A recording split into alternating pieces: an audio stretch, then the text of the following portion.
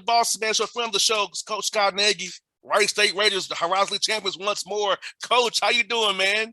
Doing great. Just waiting to see who we're going to play. I hear that, Coach. Man, tell me this, man. How's it feel to go back again, man?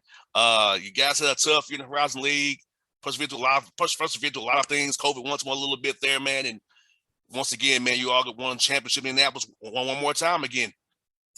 Yeah, I don't want to say it's old hat because it's every time you go, it's great. It's my fifth time, but for all of these guys except for one of our players, it'll be their first time. And the player that had been previous was a redshirt that year. So I think the question would be, how do we handle it? All those things. I've been through it. I can speak to some of my experiences of it, but I want it to be more than just that was the experience. We won the tournament. We get to go to the NCAA tournament. I want it to be more than that. I want us to think about winning games and being prepared. And so as a coach, you have to get your guys pulled back around because for 2 days they've had everybody in their lives telling them how great they are. And it's my job to bring them back to earth and tell them there's things we need to work on. And I'm not interested in being satisfied and coaching guys that are satisfied. So there's work to be done. And this is a hard time of year to practice. When you don't know who you're going to play and you have 3 or 4 practices in a row, it's really hard for players. No doubt. And so how you balance the coach between rest, be rust, get some weight room in, some shooting in, so guys still stay sharp and not lose their edge. Well, I think everybody has different philosophies on it. We like today, we took yesterday off. We normally would when we play 2 games in a row. Today we did what we call legs and lungs, where all the drills, there's no physicality, but all the drills were fast-paced, running, just keeping their lungs, keeping them in shape. And then tomorrow we'll get after it. We keep it pretty short, between 35 and 45 minutes, but we go hard. We tell the guys, don't go 75%. That's how you get hurt. Go 100%. There's a loose ball. Go get it. And then I'm a little quicker on the whistle to make sure that people don't get injured, those kind of things. But I think in order to stay sharp, you have to go hard. Most definitely, Coach. I tell you what, I see it with our team, with the Hawks here, man. 45 minutes, go hard. That's all you got to do. 45 minutes, we're done. So right. That's what Coach Bill tells us all the time. Go hard. 45 minutes, we're out of here. And for you, Coach, you guys played close games against Oakland, Cleveland State, and Northern Kentucky during the league year. So how is that used as a foundation and a refocusing, help your guys say, hey, we've been close against these guys, so play or 2 here and there. We can get the job done. Our last 3 games that we had to win, I mean, we had to beat 3 teams that all had 20 wins. And so, we were playing good teams. Oakland, we had beaten twice, so we had to beat them a 3rd time. And then when we played Cleveland State and Northern Kentucky, they had beaten us twice. And so, they always say, it's hard to beat a team 3 times. I say it's hard to beat a team once, much less 3 times. All good teams. The one thing I think that really helped us, in the championship game, we were down 16 in the second half, and it didn't look very good. We weren't playing well, and they were playing great. And but we've had several games this year, and not that should be a strategy to get down in the second half, but we've had several games this year we've been down in the second half by double digits, 14, 12, 20, and we've gotten back in all of those games. And so our players, knew we could do it. There wasn't any panic. There wasn't. They didn't give in to discouragement, which I think is easy for them to do, but they didn't. And they just started playing. They just started playing in the championship game. They quit thinking and started playing on instincts, and it didn't take us very long to make up the deficit. Now, Coach, in the huddle during timeouts, who is the main vocal guy of the players? Because there's a lot of things are player-led. So in those huddles, who is the main ones hyping the guys saying, we got this, that we're good? We have several guys. I mean, we have 4 guys that are all juniors that have pretty much started here for 3 seasons and played a lot of minutes together. And so they're the ones, and you're right. I tell them this time of year, I should have very little voice on any of it. It's your guys' team. It's your guys' deal. It needs to be your voice. These practices need to be yours. The huddles need to be yours. And it is, those guys, they just kept a level head. They kept talking about that. And they're the ones that did it. It wasn't the coaching staff or anybody else. It was the players. Most definitely, because I already said, Coach, and I play football myself, and I know how it is. When the players are doing the coaching and checking each other, so we have a great team. Right. When the coaches have to be heavy-handed, you know what kind of guys you have. And Right. I believe in a player-led environment leads to success. And like you said, a culture. You gave the guys the tools to work with. Let's just go out and do it together as one. The guys have been together, through these battles. So I feel like I felt like when watching it on TV, you guys had a pause about you. That you all were okay. Though you were down, not where you want to be, but you was okay.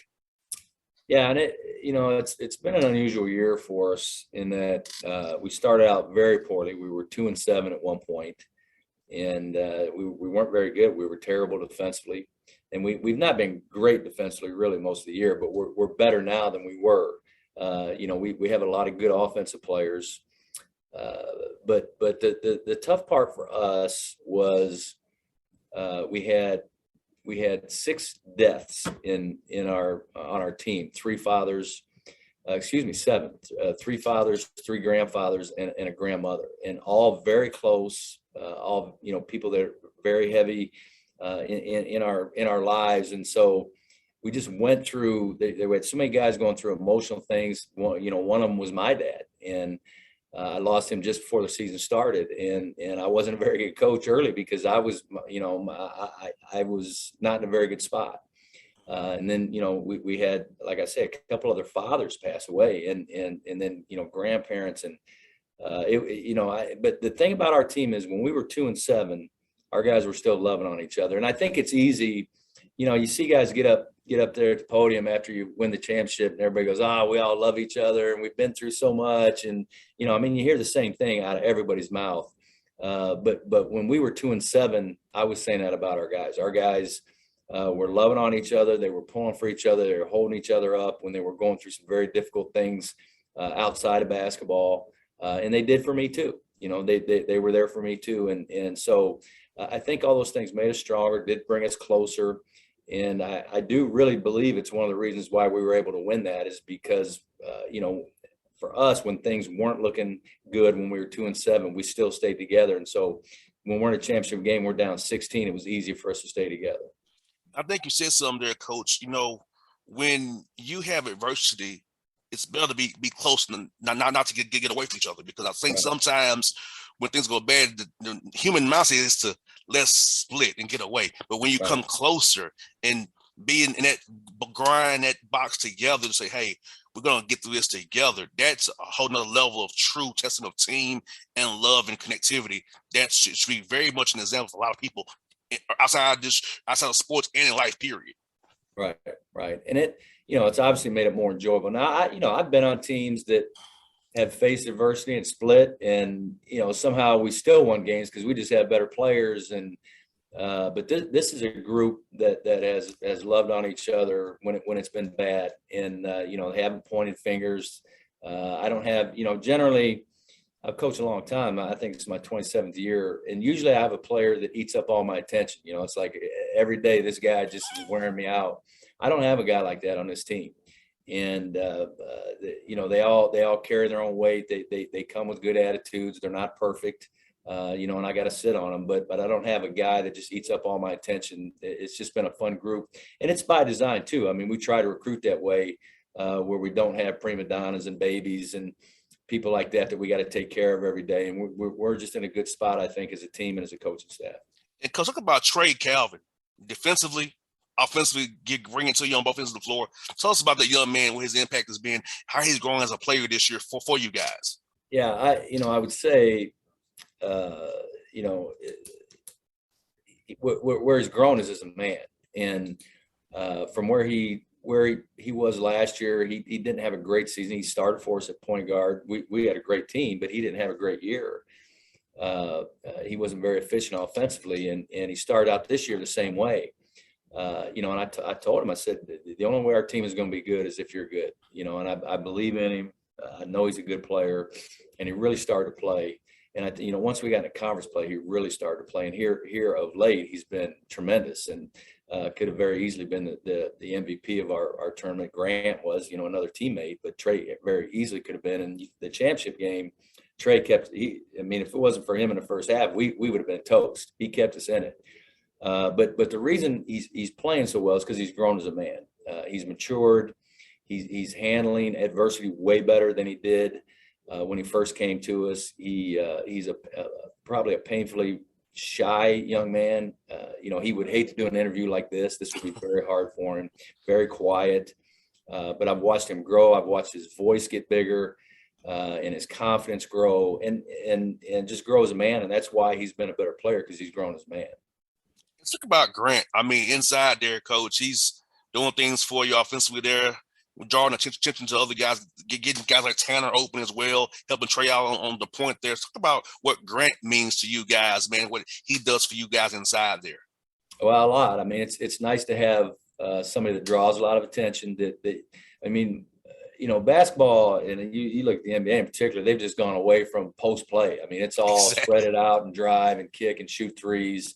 And we're kind of old school. We like guys that we can throw it to the post, and it kind of calms everybody down. It's hard on the defense. It forces the defense to help in. It gets guys shots on the perimeter. And Grant's one of those guys that can play with his back to basket, but he can shoot the ball too, and he handles it. Good passer, 6'9", long arms. Has had a great season. He was second team all league very easily. It could have been first team. He was second league in rebounding. I think he was fifth in the league in scoring. He led the league in block shots. So he's had a great year. He had a tremendous tournament for sure. He's a tournament MVP. But it's just nice to have somebody you can throw the ball into. We have a lot of people that can post, but he draws a lot of attention, and he's taking better care of the ball too.